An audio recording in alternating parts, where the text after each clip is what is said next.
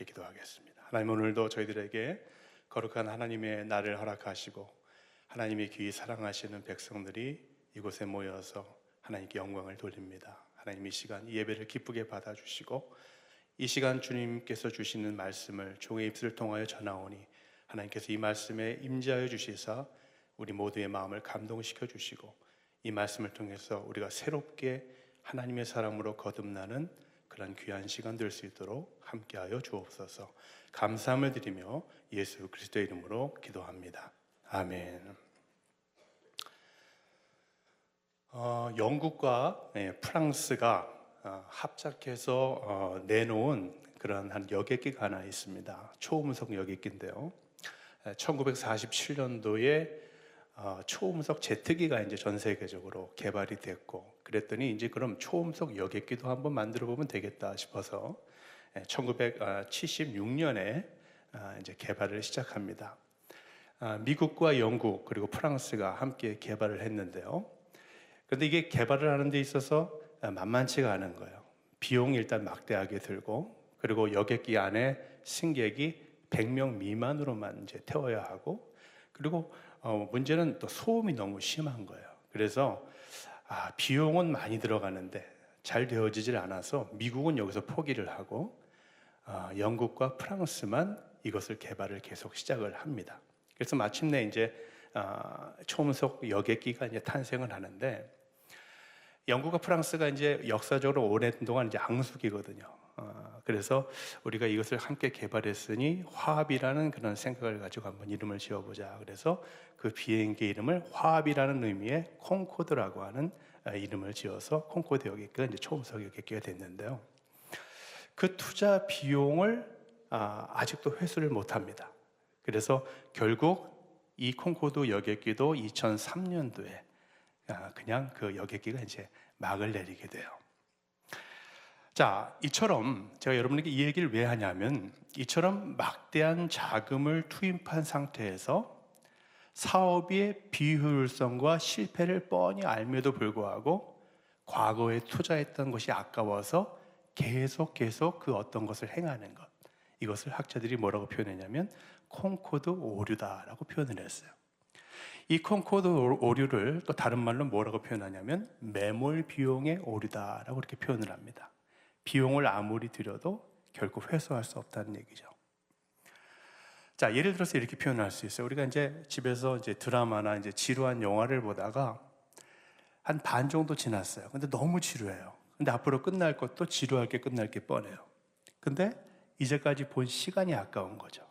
그래서 계속 끝까지 보는 것. 그래서 자신의 시간을 낭비하게 되는 것. 이게 이제 이런 오류의 그런 특징이고, 또 이제 사업을 하다가도 이게 지금 실패할 것이 뻔히 보이는데 이제까지 했던 것이 아까워서 그냥 무모하게 그것을 계속 진행하는 것. 이것이 바로 콩코드 오류라고 합니다. 자, 한마디로 말하면 합리적인 의사결정이 되어지지 못하다는 얘기죠. 이런 오류들을 우리는 인생 가운데 많이 범합니다. 그런데 우리의 신앙생활 가운데 이런 오류를 범하지 않는 것이 하나 있어요. 그것이 뭘까요? 바로 기도입니다. 우리는 왜 때때로 기도하지 않을까요? 우리는 왜 때때로 기도하지 못하고 있는 걸까요? 어려워서? 물론 그럴 수도 있어요. 그런데 어렵다기보다는 솔직히 말해서 하기 싫어서 안 하는 경우가 많다, 그런 얘기죠. 왜 그럴까요? 해도 별 필요성을 못 느끼기 때문에 그래요. 간혹가다. 왜요? 기도한 대로 안 되니까. 기도해도 실망하니까. 기도해도 눈에 보이는 것이 없으니까. 결과물이 없어요. 그러니까 기도하지 않게 되는 거죠. 힘들어 죽겠고 세상에 다른 할 일도 많고 세상에 일 하다 보면 결과물 나오는 것이 많은데 과연 이 기도 계속 해야 되나? 회수도 안 되는 이 기도 못하러 하나? 그래서 우리는 기도에 있어서만큼은 때로는 이 매몰 비용의 오류를 범하지 않고 사는 경우가 많다, 그런 얘기예요. 그런데 오늘 이런 와중에 있는 우리 몇 사람들에게 성경은 본문의 말씀에서, 오늘 데살로니가 전서의 있는 말씀에서 쉬지 말고 기도하라라는 이야기를 하고 계셔요. 기도라고 하는 것이 보이는 것이 없는데, 솔직히 신앙이니까 좀 해보려고 해도 영 할 맛이 안 나죠.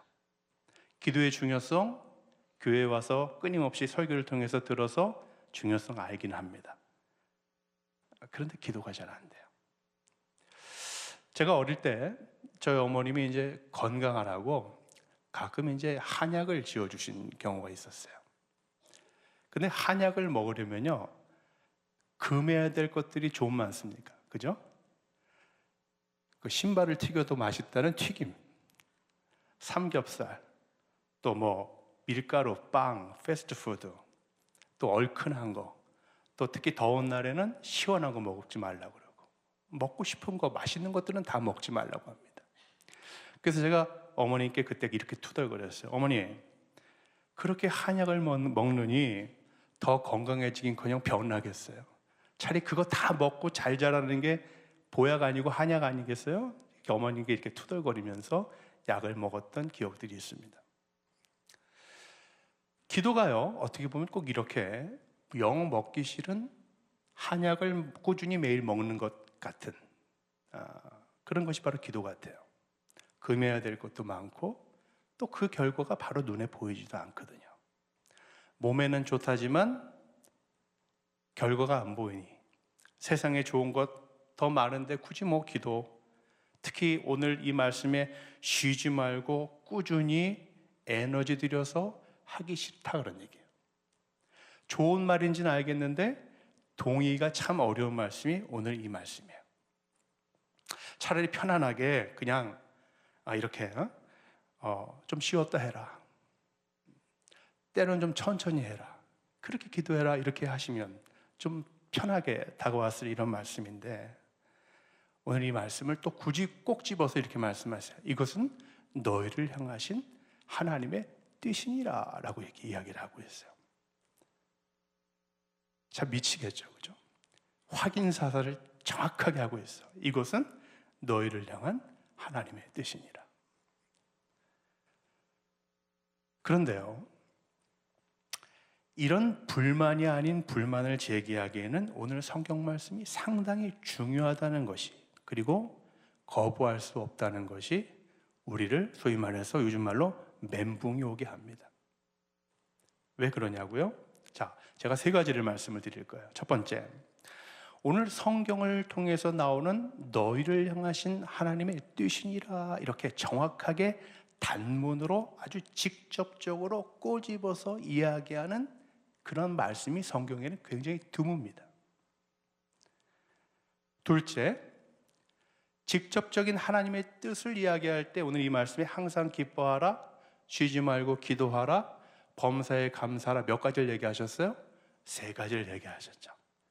자, 성경에는 이 3이라고 하는 숫자가 굉장히 영험한 숫자입니다. 완전함을 의미하고, 또 히브리적 사고에서는 이것을 어떤 연합, 어떤 그 관계성을 이야기를 해요. 그리고 헬라적인 성경이 쓰여진 헬라의 사상에서는 이것을 완전 무결함을 의미하는 것이 3이라는 숫자예요. 자, 그러니까 세 개를 얘기하는 것은 서로 연결되어 있고 아주 완전 무결한, 꼭 해야 될 것이라는 얘기죠. 또 세 번째는 뭐냐면, 자, 성경을 읽다 보면 이제 성서신학적으로 이렇게 얘기를 해요. 샌드위치 본문이라는 게 있어요. 샌드위치 본문. 샌드위치 다 아시죠? 자, 햄버거 같은 거 보면은 빵과 빵 사이에 중간에 그 무엇이 제일 중요하잖아요. 무엇이 들어갔냐에 따라서 햄버거의 샌드위치의 이름이 다 달라지듯이 성경에서도 본문이 있는데 그 어떤 것에 가운데 들어있는 것이 그 어떤 것을 가장 중요하게 여긴다는 거예요. 자, 그래서 오늘 이 말씀을 가만히 보면 항상 기뻐하라, 쉬지 말고 기도하라, 범사에 감사하라, 가운데 있는 게 뭐예요? 쉬지 말고 기도하라. 그럼 어떻게 돼요? 쉬지 말고 기도하면 어떻게 돼? 항상 기뻐하게 되고, 쉬지 말고 기도하게 되면 어떻게 돼요? 항상 감사하게, 범사에 감사하게 된다는 얘기예요. 바로 이런 것을 얘기하는 겁니다. 그래서 기도해야 된다. 그래서 예수님께서 그렇게 말씀하셨죠. 기도 외에는 다른 그 무엇도 할 수 없다. 이런 이유 때문일까요? 예수님께서는 성경을 보면 끊임없이 기도하시는 모습을 보이셔요. 아침에도 기도하시고 밤에도 기도하시고. 그래서 여러분들 새벽 기도하시잖아요. 얼마나 힘들어요, 그죠? 새벽 기도 없으면 좀 신앙생활 할 만할 텐데 새벽 기도가 예수님이 하신 바람에 우리가 새벽 기도를 하고 있어요. 근데 이 새벽 기도가 전 세계적으로 우리나라에만 있어요. 대단한 거죠, 우리나라. 그러니까 하나님께서 사랑하지 않을 수가 없는 거죠. 자, 예수님께서 이렇게 기도를 하셨어요. 근데 이런 질문을 할 수 있어요. 예수님이 과연 기도할 필요가 있었을까? 그렇죠? 예수님이 하나님이신데 기도할 필요가 있었을까요? 그럼 왜 예수님께서 기도를 하셨을까? 뭐 다른 이유를 여러 가지 들려면 여러분도 뭐 이것저것 들으셔서 아시겠지만 가장 큰 이유는 이거예요. 예수님께서 이 땅에 무엇을 입고 오셨어요? 육신을 입고 우리의 몸을 똑같이 입고 오셨잖아요. 자, 우리의 몸을 똑같이 입고 이 땅에 오셔서 기도하셨다는 것은 뭐냐면 그 입고 오셨다는 성육신은 무엇을 의미하는 것이냐면 우리가 인간으로서 하나님께 올바로 나아가도록 모든 것에 어떻게 하나님을 섬길까의 본을 보여주시기 위해서 이 땅에 몸을 입고 오셨다는 거예요. 자, 예수님이 세례 받으셨죠? 말씀이 없으세요. 예수님이 세례 받으셨죠? 예, 누구한테 세례 받으셨어요? 예, 세례 요한에게 세례 받으셨어요. 왜요? 세례 요한이 어떤 회개를 전파했어요? 회개의 세례를 전파했잖아요. 자, 회개의 모습의 본을 보여주시기 위해서 예수님께서 세례 요한에게 세례를 받으셨어요. 섬김의 본을 보여주시기 위해서 뭘 하셨어요? 제자들의 발을 씻겨주셨잖아요.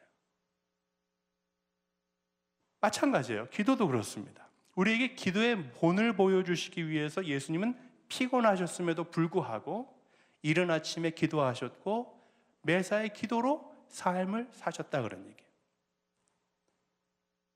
정말 쉬지 않고 기도하기를 예수님은 반복하셨다 그런 얘기입니다. 그럼 왜 하나님은 우리에게 이렇게 쉬지 않고 기도하기를 도대체 원하시는 것일까? 우리는 때때로 기도할 때에 기도에 대해서 좀 오해하는 게 있습니다. 우리가 기도하는 대상이 어떤 분인가를 때때로 잘 이해하지 못하고 기도하기 때문에 그래요. 때론 그 대화 상대를 아무것도 도움이 안 되고 우리에게 뭔가를 하라고만 하시는 요즘 말하면 이제 꼰대처럼 여기기도 하고 또 그 대화하는 상대를 때로는 아무 말 없이 내 뒤에서 등만 보이시는 벽으로만 생각할 때도 있고 지금 당장 뭔가가 눈에 보이지 않기 때문이죠. 자, 우리 한국 사람 제일 세계적으로 한국 사람의 특성이다 그러면 어떤 문화가 있어요? 빨리빨리, 그죠? 얼마나 빠른지. 그래서 해외 여러분 다 나가보시면 아시겠지만 해외 나가보시면 제일 좋은 나라가 어느 나라? 우리나라잖아요. 그걸 어디서 잘 느끼냐면 공항 나가면 느끼죠. 이곳저곳 다 가봐도요 우리나라처럼 입출국이 정말 신속하고 빠르고 간편한 곳이 없습니다. 그것도 다 빨리빨리 문화 때문에 그래요. 그러니 이 빨리빨리 문화를 갖고 있는 한국 사람에게 이 눈에 보이지 않으니 이 기도가 얼마나 어렵겠어요. 그 빨리빨리 문화를 갖고 있는 성경에 나와 있는 또 민족이 하나 있어요. 어떤 민족이에요? 이스라엘 민족. 하나님 잠깐 보이지 않는다고 아론 통해서 금송아지 만들었잖아요. 자, 우리는 종종 어떤 결정적 변화를 일으키는 것을 빗대어서 신의 한 수다라고 표현을 합니다. 신의 한 수라는 것은 뭐 바둑이나 체스를 둘 때 상대편이 보지 못하는 그 미래의 한 수, 그 너머의 한 수를 보는 것을 먼저 보는 것을 이야기를 하죠. 신의 한 수라 하고 일컬어지는 이유는 인간으로 볼 때는 아무나 볼 수 없는 것이기 때문에 신의 한 수라는 별칭을 짓는 것이거든요. 누구나 보면 다 그런 말을 할 수가 없죠. 근데 그것이 얼마나 기가 막힌 것인지 그냥 누구누구의 한 수라고 짓지 않고 뭐의 한 수? 신의 한 수다라고 말을 해요. 자, 가만히 보면요, 이 신의 한 수라는 말이 굉장히 기독교적이에요. 지금 눈에 보이진 않는데요, 정말 생각하지도 못했는데 하나님으로 하여금 내 인생의 한 수 앞을 보고 마침내 결정적 변화를 일으키도록 만드는 것, 그것이 뭐예요? 신의 한 수가 기도라는 얘기예요. 또 기도에 대해서 얘기할 때 종종 이런 질문을 듣곤 합니다. 하나님이 모든 것을 주관하신다면 왜 우리는 기도해야 됩니까? 하나님 다 알고 계시잖아요. 하나님 다 알고 계시죠? 그렇죠? 그래서 성경에도 그렇게 말씀하셨어요. 구하기 전에 너에게 있어야 할 것을 하나님은 다 아신다. 그런데 그럼에도 불구하고 오늘 말씀을 보니까 쉬지 말고 기도하라고 합니다. 더욱이 야고보서 말씀 보면 이렇게 기록되어 있어요. 너희가 얻지 못하면 기도하지 않기 때문이다. 모든 것을 다 아시는 하나님께서 왜 굳이 우리를 하여금 기도하게 하라고 하실까? 하나님은 모든 것을 다 아십니다. 그런데 그 모든 것을 아시는 하나님의 모든 것을 우리도 알기 원하십니다. 자, 따라해 봅시다. 그 모든 것을 아시는 하나님의 모든 것을 우리도 알기 원하신다. 할렐루야. 쉬지 않고 기도할 때 쉬지 않고 일하시는 하나님이 보이는 거예요. 있습니까? 기도는요, 마치 비가 올 때 도로 앞이 안 보일 때 그것을 열게 보일 수 있게 만드는 자동차의 와이퍼와 같습니다. 기도를 쉬면요, 비가 내리는 그것, 세상 속에서 풍랑 가운데서 일하시는 하나님을 볼 수가 없어요. 그러나 쉬지 않는 기도는 내 앞에서 일하시는 하나님이 밝히 보이게 만들어주는 거예요. 그래서 내 인생의 결정적 신의 한 수를 놓아주실 바로 그분, 그 하나님을 내 눈이 선명하게 바로 볼 수 있게 해주는 것, 그것이 뭐다? 뭐예요? 기도다라는 얘기예요. 그럼 도대체 언제까지 해야 되냐? 기도를. 자연 법칙 가운데 크리티컬 매스라고 하는 그런 용어가 있습니다. 우리말로는 그걸 이제 임계점 또는 임계질량이라고 표현을 해요. 우리 생활 속에서 예를 들면 쉽게 물이 몇 도씨에서 끓습니까? 100도씨에서 끓죠. 99도가 되면 끓을까요? 안 끓을까요? 안 끓어요. 100도가 딱 돼야 끓습니다. 또 여러분 팝콘 좋아하세요? 아이들 팝콘 좋아하잖아요. 그럼 집에서 팝콘을 사다가 뭐 프라이팬에다 옥수수를 넣든 전자레인지에 넣든 넣으면요, 처음에는 아무 기척이 없어요. 그렇죠? 한 1분 정도 지나고 1분 한 20초 정도 지나면 그때부터 하나가 뻥 하고 터지면서 순식간에 팝콘이 막 터지기 시작하죠. 이게 바로 크리티컬 매스라는 거예요. 어느 정도는 안 돼요. 근데 어느 정도에 이르면 그 이후부터 에너지가 많아져서 거기서 뭔가 결과물이 나타나는 거예요. 이게 바로 크리티컬 매스라는 이야기입니다. 이걸 또 다른 용어로 문지방 법칙, 문턱의 법칙이라고 얘기합니다. 이것은 1963년도에 노벨 생리의학상을 수상했던 영국의 학자들이 지은 법칙이에요. 어떻게 이 법칙을 만들어냈냐면 오징어에게 전류를 흐르는 실험을 한 거예요.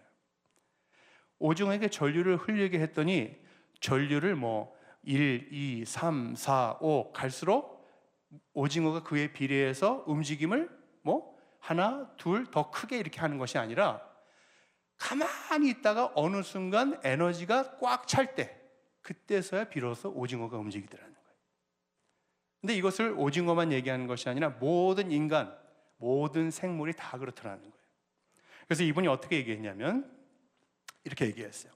생물은 우리가 아는 상식과 달리 자극의 세기가 증가할수록 비례해서 반응의 크기가 커지는 것이 아니라 문턱, 즉 임계점에 도달했느냐 안 했느냐에 따라 전부 아니면 전부가 된다, 이렇게 표현을 해요.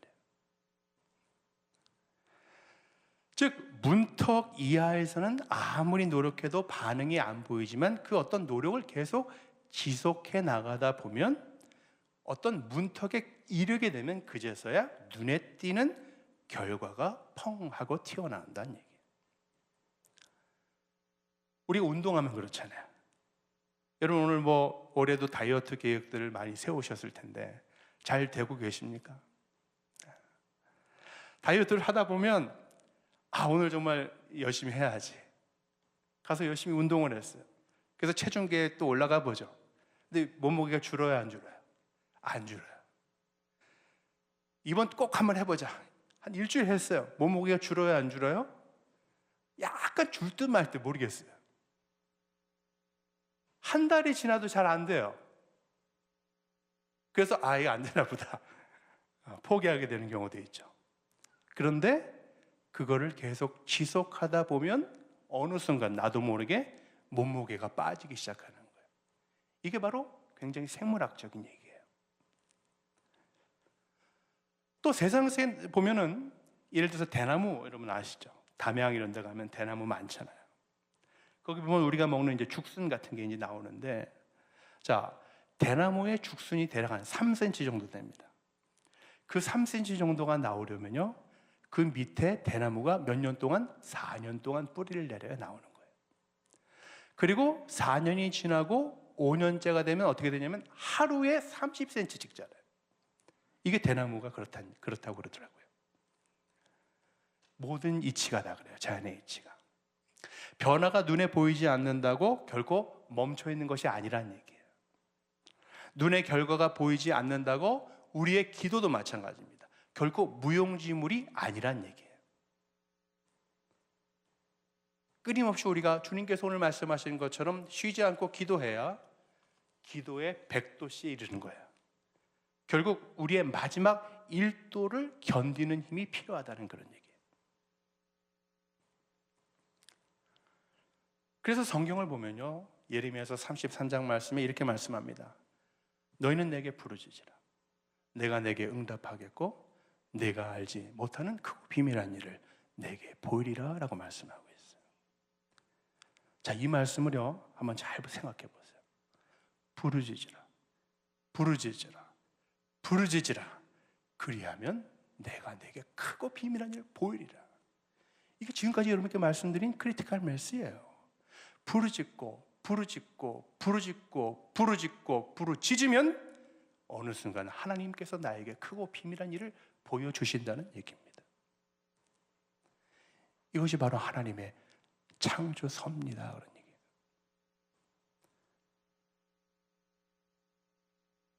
우리가 쉬지 않고 기도한다면 백도의 물이 끓는 것처럼, 마침내 팝콘이 터지는 것처럼, 마침내 대나무의 그 순이 하루에 30cm씩 자라는 것처럼 우리의 인생을 반전시킬 수 있는 그 결정적 신의 한 수가 우리의 삶 가운데 나타날 것입니다.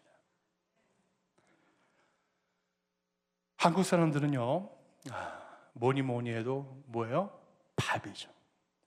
그래서 밥심으로 산다라는 말을 합니다. 그래서 한국 사람들이 보통 이제 해외에서는 외국인들에게 한국을 소개할 때 어떤 한국 사람들은 어떤 공동체다 그러냐면 영어로는 라이싱 커뮤니티라 그래요. 우리 그 쌀을 라이스라 그러잖아요, 그죠? 쌀 공동체다 그렇게 표현합니다. 한국 사람들은 밥이 중요해요. 그래서 나하고 어떤 사람이 관계를 맺으면 뭘 해야 돼요? 밥을 먹어야 돼요. 그러면 그 사람하고 내가 뭐가 돼요? 식구가 되는 거예요. 밥식자, 입구자, 식구예요. 그래서 주변에 만약에 이제 뭐 기업체에서 종업원을 찾는다, 직원을 구한다, 그러면 뭘 어떻게 얘기해요? 우리와 함께 일할 식구를 찾습니다, 이렇게 얘기하잖아요. 우리나라 사람들은 이 밥에 민감해요. 그래서 항상 밥심으로 살아요. 자, 제가 어릴 때요, 저희 아버님께서 식탁에서 항상 그런 말씀을 해주셨어요. 밥 한 톨 남기지 말아라. 그래서 지금도 밥 한 톨 안 남기고 먹는 게 거의 습관이 됐습니다. 근데 이제 가끔 실수도 있어요. 밥이 이제 먹다 보면 굳으니까 이게 잘 안 떨어질 때가 있는데, 그럴 때 빼고는 웬만하면 이제 밥 한 톨을 남기지 않는데, 그 밥 한 공기에, 여러분 퀴즈죠. 밥 한 공기에 쌀이 몇 톨이나 들어갈까요? 밥 한 공기에 쌀이 몇 톨이나 들어갈까요? 몇 톨? 담는 대로. 물론 고봉밥을 하면 좀 달라지겠죠. 밥그릇이 좀 커지고 작아지는 것도 좀 달라지겠는데, 일반적인 밥그릇에 보면 대략 8,000톨의 그 톨이 들어간답니다. 벼 이삭으로 따지면요, 평균 벼 하나의 이삭에 150개 정도의 나달이 들어가니까 한 50개 정도의 벼 이삭이 밥 한 공기에 들어가 있는 거예요. 자, 저희 아버님 또 이런 얘기를 하시면서 또 때로는, 야, 이 밥이 어떻게 생산되는 줄 알아? 이 밥이 얼마나 귀한 건 줄 알아? 그러고서 밥에 대한 여정을 한번 또 설명해 주신 적이 있어요. 여러분, 쌀을 뜻하는 한자어 다 아시죠? 쌀미자. 그 쌀미자가 가만히 보면 이렇게 되어 있죠? 쌀미자가. 그게 한자어 3개가 결합된 한자예요. 팔자와 열십자와 그리고 또 팔자. 88이라는 뜻을 갖고 있어요. 왜 88이냐면 쌀이 생산되기까지 농부의 손길이 몇 번? 88번이 들어간다는 얘기예요. 그래서 쌀이 된다. 그래서 쌀미자가 그 뜻이 돼요. 봄에는 씨앗 뿌리고 모짜리 하고, 여름에는 또 김 매고 하고, 가을엔 또 물 빼주고 거름 주고 다시 수확하고, 이게 88번이 들어간다는 거예요. 또 일미칠근이라는 말이 있습니다. 일미칠근. 한 근이 몇 g이죠? 한 근이 600g. 보통 고기 한 근에 600g이라고 그러잖아요. 7근이면 7근이면 몇 킬로? 4.2kg. 쌀 한 통, 일미, 쌀 한 톨을 생산하는데 농부의 땀이 몇 킬로? 4.2kg이 들어간다는 얘기예요. 그게 바로 일미칠근이라는 말이 있어요. 자, 이토록 농부가 수고를 해야 우리가 밥을 먹을 수 있다는 얘기죠. 저는 믿어요. 어떻게 믿냐면 하나님도 하늘에서, 하늘나라에서 식사를 하실 것 같아요. 하나님의 밥상 위에 밥그릇이 있다면 저는 그 밥그릇 안에 기도의 쌀 한 톨들이 들어있다고 생각합니다. 기도가 쉽지 않죠. 해봐서 아시잖아요. 88번의 손길이 가고 일미칠근의 땀이 담긴 쌀 한 톨처럼 그 안에는 우리의 삶의 고통이 들어있고, 우리의 삶의 슬픔이 들어있고, 우리의 삶에 때로는 기쁨도 들어있고 소망도 들어있고, 모든 것이 담겨져 있습니다. 마치 농부가 쌀을 생산하기 위해서 때로는 가뭄이 오고 비바람이 오고 태풍이 쳐서 망연자실하고 실망해서 주저앉아 있는 그 모습, 그러나 다시 일어나서 다시금 그 농사일을 하는 그런 것처럼 우리의 기도 가운데는 그런 일들이 항상 있다, 그런 얘기예요. 그래서 기도하다 보면요, 오늘 말씀처럼 쉬지 말고 기도해야 하는데 그러지 못한 경우가 너무 많잖아요. 기도하다가도 때로는 태풍과 같은 일이 내 인생에 있어서 내가 주저앉을 수밖에 없고, 그래서 하나님이 때로는 남같이 여겨져서 기도를 쉴 때도 있습니다. 그러나 농부의 그 모습처럼, 우리의 그런 모습조차도 쌀을 하나 한 톨을 생산하는 것과 같은 그런 기도의 수고다라고 표현할 수 있는 것이죠. 그래서 기도하지 않는다는 것을 죄악시 여기는 게 아니라 그 슬픔까지도 포함된 그 모든 것이 하나님께서 받으시고 집중하고 생각하시는 기도의 모습이다, 그런 얘기예요. 그래서 기도의 그 밥알들이 한 그릇의 밥이 되어서 하나님의 밥상 위에 놓여지는 거예요. 여러분 나름대로 추억의 음식이 다 아마 있으실 거예요. 같은 음식이라도 그 어떤 음식의 독특한 그 맛과 향을 잊지 못합니다. 대표적인 것이 어릴 때 어머님이 해주었던 그 어떤 집밥 같은 거. 하나님도요, 잊지 못하시는 맛과 향이 있습니다. 그것이 뭐예요? 무엇일까요? 기도입니다. 우리의 기도의 그 쌀 한 톨을 드실 때 그 맛과 향을 하나님은 기억하신다는 얘기예요.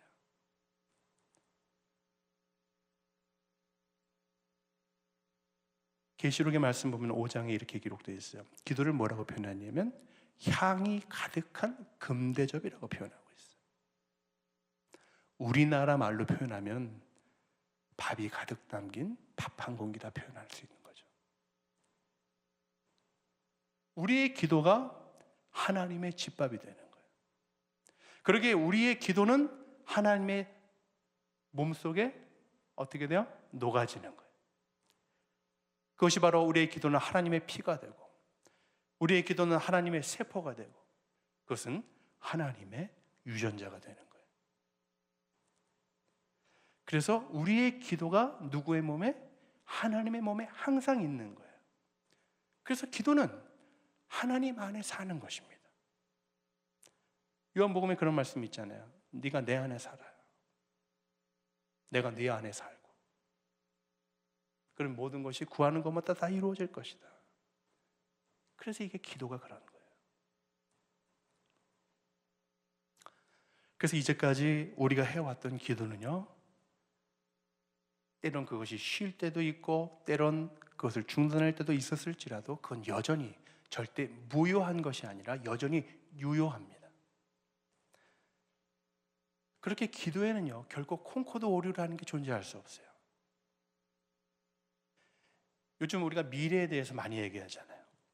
근데 미래학자들이 에게 사람들이 종종 질문하는 것이 당신 어떻게 미래를 봅니까? 이렇게 질문을 해요. 그럼 미래학자들이 공통적으로 하는 한마디가 있습니다. 미래는 현재의 모습을 보고 아는 것이다. 이렇게 표현을 해요.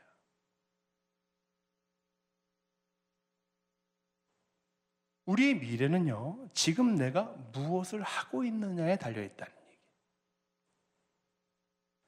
혹 내가 이제껏 쉬었을지라도 주저앉아 있었을지라도 여러분 걱정하지 마십시오. 이제껏 해온 기도가 여전히 살아있습니다. 믿습니까? 아직 일도에 이르지 못한 것 뿐이에요. 그 일도 하나님이 각자의 삶 가운데서 하나님의 임계점이 있어요. 그러나 우리는 그것을 향하여 그냥 계속 가고 있는 거예요. 그게 바로 쉬지 않고 기도하는 것이라는 얘기예요.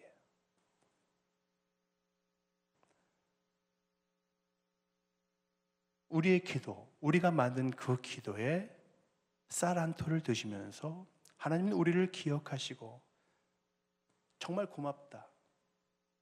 나에게 이런 좋은 맛과 향을 느끼게 해줘서 너무 고맙다. 그렇게 칭찬해 주실 날이 지금도 칭찬해 주고 계시고 더 칭찬해 주실 그날이 반드시 올 줄로 믿습니다. 하나님께서 신의 한 수를 여러분의 삶 가운데서 일으키실 그 역사를 일으키실 날이 반드시 올 것을 믿습니다.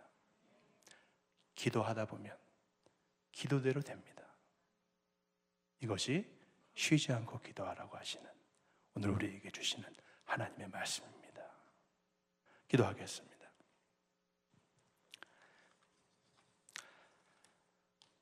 하나님, 우리에게 쉬지 말고 기도하라 하신 그 의미를 오늘 깨달았습니다. 기도할 수 있음에 감사합니다. 기도할 수 있음에 기뻐합니다. 우리가 쉬지 않고 기도할 수 있는 용기를 주시고 힘을 허락하여 주옵소서. 그래서 우리 앞에 기다리고 있는 우리를 향한 하나님의 놀라운 일들을 우리 모두 늘 경험할 수 있도록 은총을 허락하여 주시옵소서. 감사드리며 예수님의 이름으로 기도합니다. 아멘.